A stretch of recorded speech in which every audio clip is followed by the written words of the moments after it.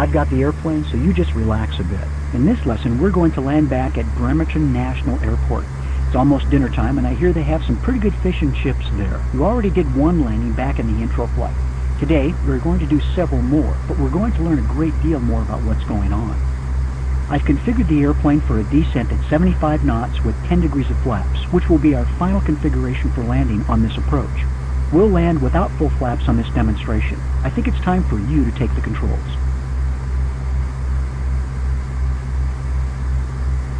Notice that our power setting is 1900 RPM. This allows us to descend at a 500 foot per minute descent rate. I'm adjusting the pitch to maintain 75 knots.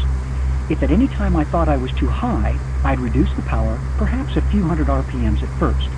If I thought I was too low, I'd add power perhaps a few hundred RPMs initially. Yes, I'd always readjust my pitch to maintain precisely 75 knots. The question is, how do you know if you're too high or too low? You may have noticed the hoops we're flying through. That's a device used in Flight Simulator to help pilots become familiar with the maneuvers required for landing. As long as we stay inside those hoops, we will land right on the runway.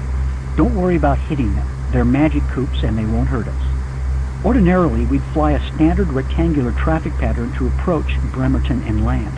But today we have a clearance for a straighting approach. Of course, the key to making your first landing a good one is to let me, your instructor, help you, which I'll gladly do.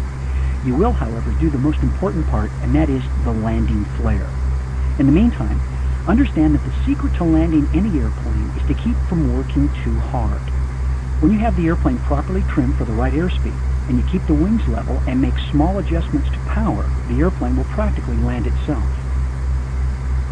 We'll maintain this speed until we're past the threshold and are at 10 to 15 feet above the runway. Then, reduce the power and flare the airplane for landing.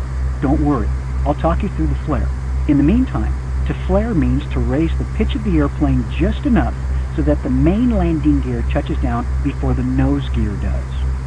You'll do this by reducing power and pulling back slightly so the VSI shows no more than a 100 foot per minute descent rate. Then, as the airplane slows further, you'll raise the nose to a 14-degree nose-up pitch attitude and hold the nose there until the main wheels touch down. See the beginning of the runway? That's the runway threshold. You always want to land beyond the threshold.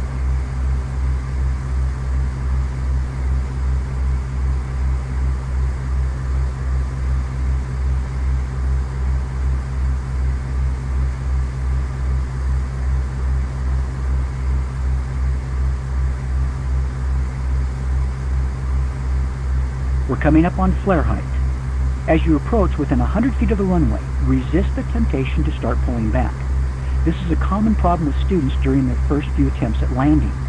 Wait until you're at flare height to start pulling back on the joystick.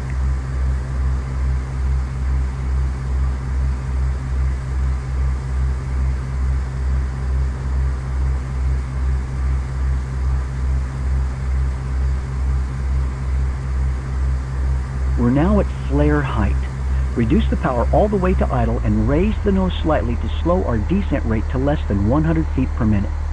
As the airplane slows down, raise the nose to a 10-degree pitch attitude. Hold the nose there. As soon as we touch down, lower the nose to the ground and activate the brakes by holding down the period key or the trigger on your joystick. We'll stop here on the runway and talk about what we've done.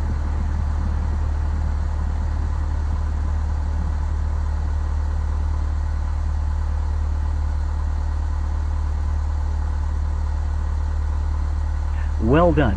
What we have done here is learned about the poppy, thresholds, and a little about the landing flare. What we are going to do next is the same approach and landing as before, except without the hoops to fly through. This will teach us to depend on the poppy and help us to learn what the runway should look like during the approach in case the poppy is out of service. If you finish the ground school reading on landings, you should be ready to try the second landing lesson. I'll be here waiting for you when you're ready. Landing lesson.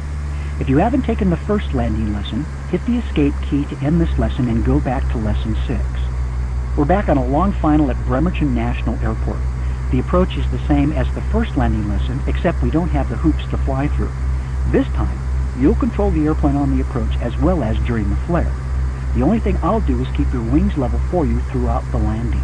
As before, the airplane is about 4 miles from touchdown at 75 knots with 10 degrees of flaps extended with the same power setting and descent rate as before.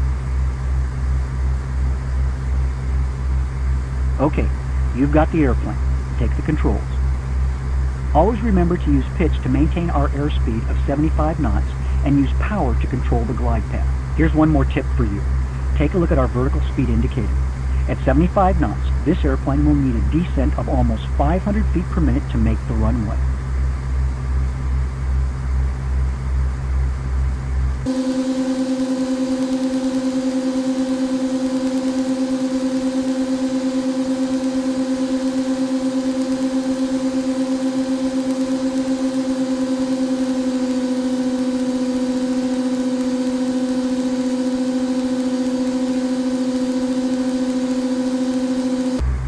Notice the lights to the left of the runway.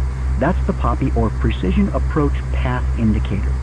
It's a set of lights that change color automatically to help you determine if you're on the proper glide slope. As you approach within 100 feet of the runway, resist the temptation to start pulling back. This is a common problem with students during their first few attempts at landing. Wait until you're at flare height to start pulling back on the joystick. As soon as you feel you're over the runway and at 10 to 15 feet above it, I want you to pull the throttle all the way back and flare like we did last time. Remember, we land with the power at idle in this airplane. If you find yourself gaining altitude during the flare, ease up on the back pressure and let the airplane settle back toward the runway. Then begin the flare again.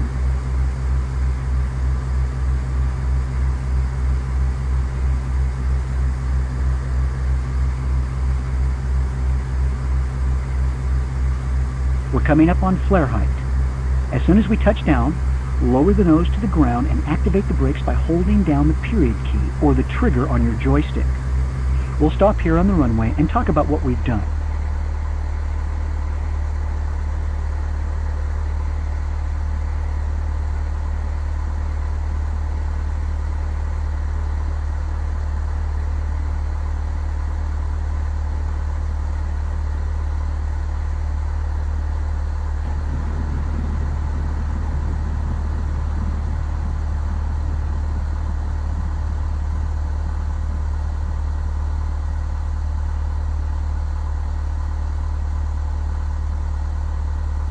Outstanding.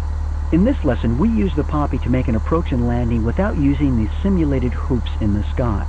Please replay this lesson as often as you need to until you feel totally comfortable with it.